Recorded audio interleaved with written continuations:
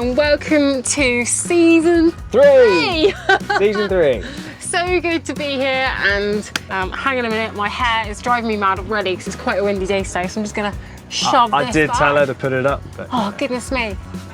So yeah, welcome to season 3, guys. It's great to be back, and I think the first thing we wanted to do was start off by saying thank you. Yeah, like a massive thank you to everyone who has liked, subscribed, commented, supported us on Patreon, our website, yeah. And just like, we wouldn't be sat here right now if it wasn't for you guys. At the moment, we're actually in real time. So this could actually address the elephant in the room, which is that yes, our episodes are in arrears, and we have had this question pop up quite a lot recently. And no, we're not in Leros. We're not in Leros. Who can guess where we are? Yeah, by the scenery. If anyone knows where we are, drop it in the comment section below. But yeah, we're not in real time, guys. Like, our episodes are behind, and there's a few good reasons for that. And we are really excited about the season ahead that we've got for you. So this episode is going to be a quick flyby account of winter in Leros, and at the same time, we're going to have you here, have a barbecue and a couple of beers, tell you a few stories. Bit of a catch up, really. Just really, yeah, a bit of a catch up until we jump into the season. We've also got another thank you. Yes, we have, yeah. We have been sponsored by Husk. Somebody has got a new toy. I don't know if you know this about Ross, but he's a bit of an arsonist when he was younger. And there's a story that goes, he used to just like lighting everything, pulling things apart, and there's something else that he had a bit of a thing about when he was a kid.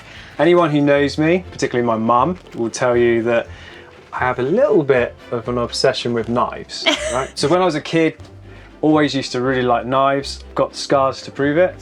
That was from carving wood when I was about 10 years old. Got many more, but I'm not going to strip off and show you all them now. Oh, come on. But when Husk approached us and said, would we show this in our video, I jumped at the idea because genuinely I am a bit of a knife enthusiast. So I'm itching to open this. So can we open it now? Yeah, you can. Okay, let's have a look at what's inside. Ooh, very flashy. It's a bit like something from Apple. Get a little card, you know? Thanks from Husk. Japan, oh my goodness, Japanese. Well, apparently they've used similar techniques to the samurai sword. That's exactly what I thought. As soon as I saw it, I thought samurai. And the other thing I thought, sushi. Sushi. Yeah, like literally, it's just like the perfect knife for something like sushi. Okay, that is a bit cool, isn't it? It is very cool. What? The first thing I like about it is this is all 5mm thick. It's very, very strong. I mean, look at that. You could actually, I reckon, use this for camping or bushcraft as well as like a kitchen knife, I reckon. And also, look, can you see there's a slope here? So your fingers don't go over the blade. You're not going to cut your fingers. There's like a grippy area here for your thumb. So it's very ergonomic. I'm interested to see what we can cut with this. Yeah. So I'm going to actually try this out on some ropes and stuff as well.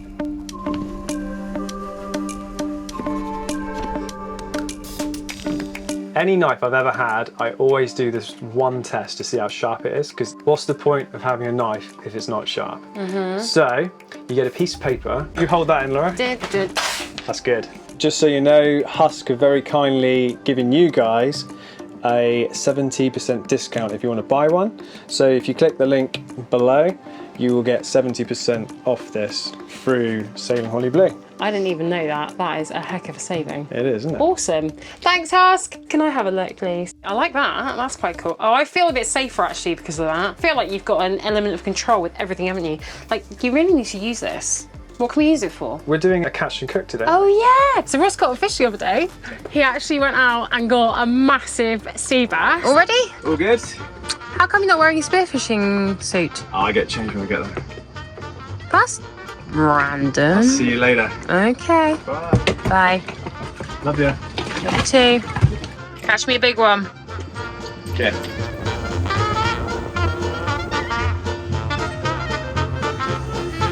Calimera. The boss over here. The lady of the boat. Okay. The economic system, this is the centers of the shop. Okay. If you are the people, you must pay. I'm the customer. That's right. Hello. Okay. So you have some fish. So what have we got here? Ah, sea bass. You have some more sea bass? Yes. Ah, here we go. Oh, look at them. That's what we want. Baristopoli. Well, that was easier than spearfishing. Oh, Baristopoli. Cheers. Thank you. Presto. So Ross got a fish the other day. He actually went out and got a massive sea bass, which like I'm proper chuffed about because we haven't had a sea bass before, and I'm not actually sure if it's going to fit in the barbecue. Yeah, we've got two. Got two? Yeah. You've got two? We've got two. What? So we left you in the last episode where we Basically had the complete wind blown out of our sails at the end of the season. You're right. And we were like really dubious about whether we were going to stop or not. And then a couple of things happened in succession. We very nearly beached the boat. I'm shaking like a leaf. I feel sick. We got caught with our pants down and we decided, okay, Mother Nature is telling us it's time to stop. Yeah. And so we did. I kind of feel a bit sad that it's the end of the season, but we like Laros and there are a lot of pros to being in the marina there. I would like to ask you actually, Ross. Yeah. What would your highlights be of living in a marina? There are so many pros and cons to being in a marina and on anchor.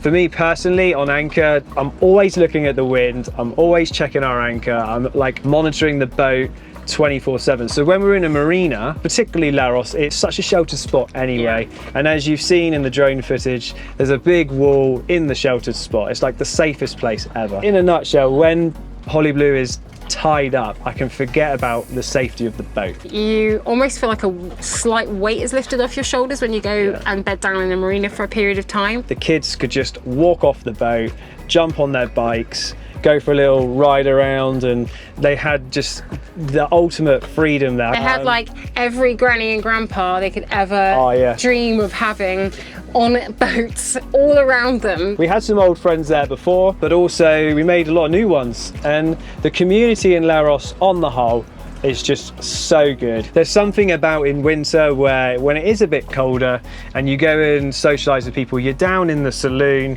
and you're all sort of huddled around a table. Birthday, dear Marco. Daddy, happy birthday to you. Hip hip! Hooray! Christmas choir singing. We wish you a Merry Christmas and a Happy New Year. Well done, Noah. I get that wrong as well. Oh yeah, we had a children's birthday party on a beautiful big super yacht.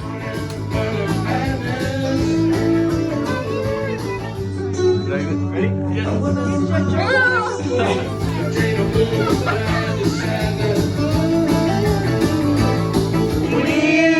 Keep on fighting till the end.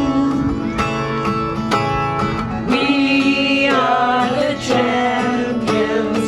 We are the champions. No time for losers, 'cause we are the champions of the world.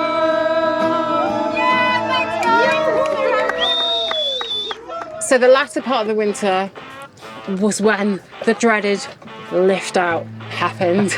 So the lift out went really smoothly. Sebastian just said everything that is small inside is good to go in. Yatas, Calimera.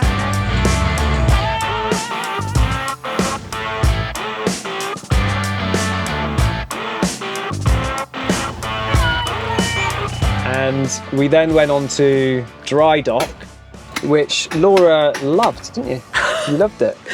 I went into dry dock with like this glamorous idea of, yeah, it's going to be like camping. No rocking around. We're not going to rock around. We're going to be up in the sky with the birds. It's going to be amazing. Suddenly we are 12 feet off the ground, and like major anxiety every time any of our children have to get on and off the boat. It's quite high. Ross under the boat, sanding. Oh, the For sanding. hours on end. Everything was covered in a little like layer of blue fine dust.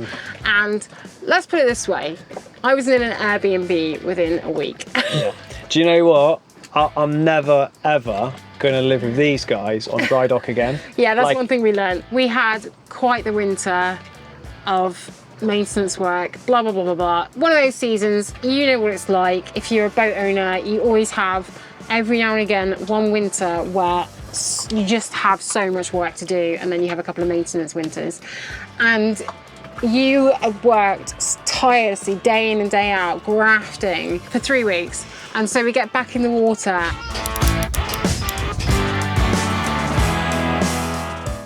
And we have our first sail. Off we go. First sail of the season. Bye, Sebastian. So nice. Bye. Bye.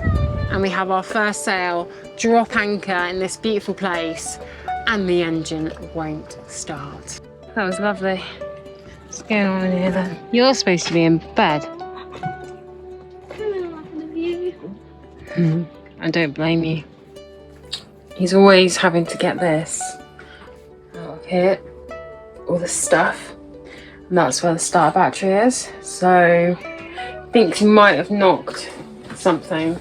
Just fitted cable with the same label today in there, which is a Sterling label, and it's because we got a Sterling battery charger there. I mean, So- absolutely nothing So I to know me. what that one is. So we're currently at a ship that's up the creek without a paddle or an engine. Luckily, there's no wind for a week, which is pretty much unheard of here in Greece. Mother Nature is watching out for us. Nothing's happening. I was just pulling every single panel off the boat, going through all the electrical system. You were pulling your hair out. I just actually. could not find the issue. The fuses were fine. I checked everything.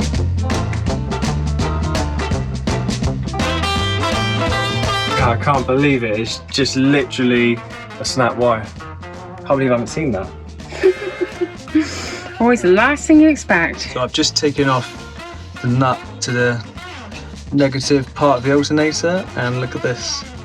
How hard was that to see? That is the problem, I'm sure.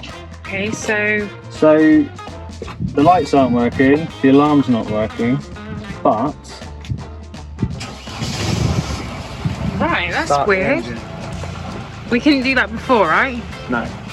Right, well, that's the most important thing. We can actually move if we need to. How weird. Ah, the revs are working now. Oh, maybe it's suddenly coming back. Well, obviously the revs would work because it would only work when the engine's on. Oh, yeah, of course. So it's just the Strange. lights.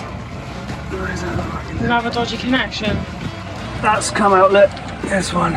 Now, if anyone crosses our anchor, if the winds pick up, if anything happens and we need to flip and go anywhere, we can actually leave. In fact, we can just sleep at night now. That'd be nice too. I know they say don't reward children with treats, but if you want to give it to him.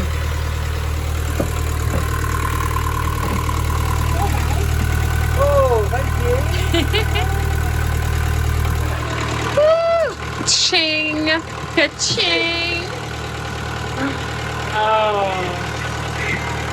The Sterling alternator charger is a great piece of kit and quite easy to install. However, installing it in the engine compartment caused it to overheat. Therefore, I would recommend installing it outside the engine compartment, but as near to the alternator as possible.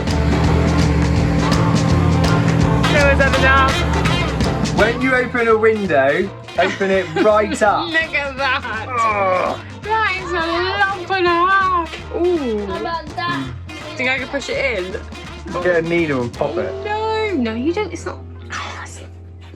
It's not a blister. I don't know about you, but I'm starting to get quite hungry. Okay, let's get to it then. Yeah, no one likes a hungry woman. See you in a bit. Okay guys, this is really simple. We're just gonna pat down the fish so it's dry, and then we're gonna put the onion and the lemon inside, put a couple of slits in, pour a little bit of olive oil on, and then we're gonna wrap it up in foil, stick it in the barbecue. So that's the fish done. Laura's gonna do the salad now. Stars, we mean to go on. Are you a cucumber or are you just happy to see me? Chop it up with the samurai sword. You're chopping it like it's bloody logs. That's how you do it. Greek salads are always notoriously chunky. Oh wow, that was smooth. Yeah, that's how it's done. Look, didn't even have to touch the tomato. So the recipe goes, according to my guesstimations, 2 very large tomatoes, half a cucumber, green pepper. The green pepper is smaller. Onion, this will be a clincher. Hell. I just got it all over myself. If you're gonna use a knife like this, you've got to use it properly. Rustic style. Yeah, exactly. This isn't a dainty fancy old blade, it's a proper hack it up blade. And I'm gonna go fine with this actually. I am gonna chop this like a lady. Oh, that's good. Get really fine onion slices out of it. Whop that on top. No Greek salad is complete without a vinaigrette, olives, and feta cheese. So we're gonna go with the olives, and I have noticed usually for some reason about 8. I always seem to get like 8 olives on my salad. Okay, so we've got the feta cheese, the olives. Now we're going to drizzle some of the vinaigrette.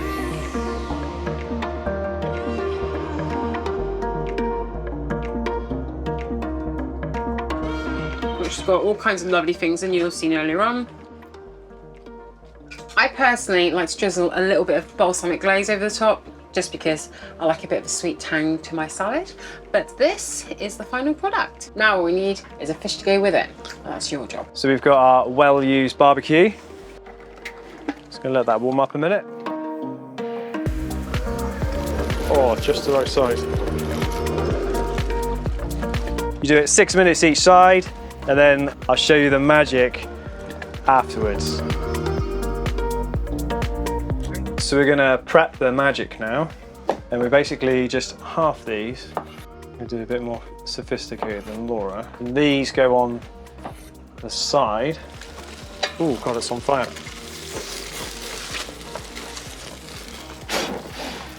Should have oiled the foil more. Error on my part. So what we do now is, while it's hot, drizzle some of this on. Go like this. This is the magic. Some tomatoes, like this, bit of dill. Look at that. Can't believe you caught that. If anyone's wondering where the boys have been this entire episode, well, we actually have babysitters tonight. So we've got some friends in a boat just like 200 meters that way, and they've got kids as well, and they're having a movie night tonight. So that is why they're not here at the moment, and they will of course be in the episodes coming up, but we just wanted to share our view of the winter with you, and obviously this lovely catch and cook, and just get the 2 of us, me and him. Do you want to see the bread I baked earlier? If you believe that, you believe anything. Yeah, we all know who the baker is around here. Oh, lovely. Good all-rounder, isn't it? Yeah, especially if you're a samurai. Should do my hair like this. Well, like how you When wear I'm it using this, I should, yeah. No one actually Don't tell realises. anyone that, that's a secret. You actually Right. look like a samurai when you go to bed. Dinner is served. So guys, what do you reckon? Out of 10, leave a comment below on our cooking. Who thinks we should start the Holly Blue kitchen? We'll start doing more cookery videos. Actually, we would. If you really wanted to see more cookery videos and us basically pretending like we know what we're talking about, then please do, as Ross says, comment below. And if you'd rather see more sailing, then also comment below. I know which is easier. So, cheers to season 3. No. Cheers to you catching 2 fish. I never said I caught 2 fish. I said I got 2 fish. Okay, we'll talk about that later. To hopefully a bright future and to fair winds this season 3. And to you guys for always being there. Thank you so much. And if you're new here, don't forget to like, subscribe, and hit the notifications bell before it blows up. Yamas. Yamas. Right, let's dig in. Okay.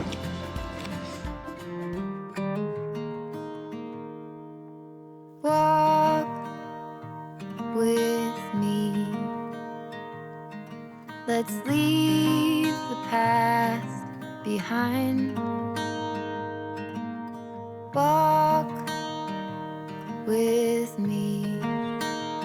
There's something else we need to find.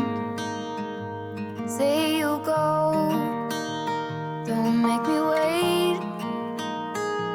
There's no need to hesitate. Let's make footprints in the sand. Let's make miracles. Come hold my hand. Let's find something new, me and you.